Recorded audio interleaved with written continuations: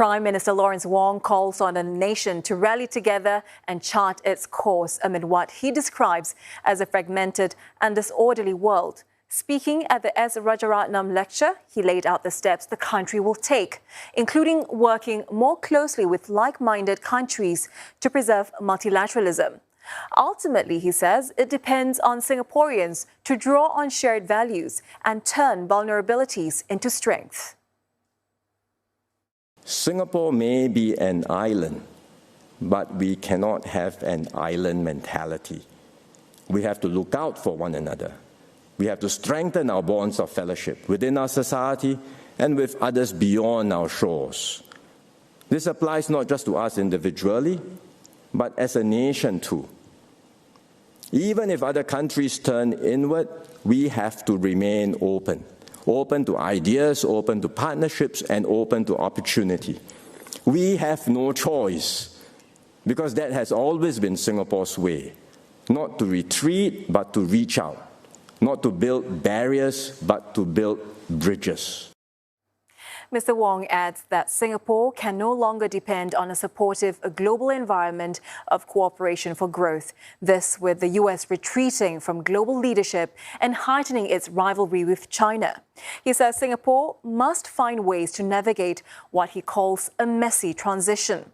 Richa Mathew with more. A prosperous nation built from scratch over the past 6 decades, Prime Minister Lawrence Wong says Singapore's success did not happen in a vacuum. The country thrived in a rules-based world order, one that was shaped and upheld by the American leadership. That has since changed. Mr. Wong says there is now a strong and growing impulse within the US to turn inward, to focus on its domestic priorities. Adding to this, its fierce rivalry for global supremacy with China. We are in the midst of a messy transition globally. To what? Nobody can tell. America is stepping back from its traditional role as the guarantor of order and the world's policeman. But neither China nor any other country is willing or able to fill the vacuum. So nations are turning inward, prioritizing their own narrow interests. The once rising tide of global cooperation that defined the past decades is giving way to one of growing competition and distrust. And as a result, the world is becoming more fragmented and disorderly. This also means countries are re-examining their strategies and recalibrating their policies, like the euro, which is reinvesting into its own defense, moving away from the dependency on US military. Closer to home, Asian countries are questioning the durability of US commitment to the region. All this marks a major psychological shift across the region.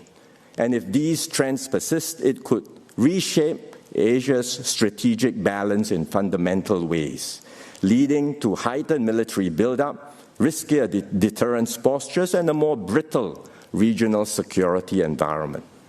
Grey skies loom over the economy too. Economic interdependence is no longer a virtue but a vulnerability, and governments are asserting control over critical supply chains and strategic industries made worse by the recent US tariffs. The deterioration of trade ties will accelerate the decoupling of the two economies. What we are witnessing is the remaking of the global economy not as one integrated system, but increasingly as bifurcated ecosystems centered around America and China. And as economic ties fray, other aspects of the US-China relationship will come under greater strain. Trust will erode further. Tensions will rise across multiple domains. These worrying global developments put a small economy like Singapore in a tough spot, and Mr. Wong says it's time for the country to chart its own way out of such unprecedented waters.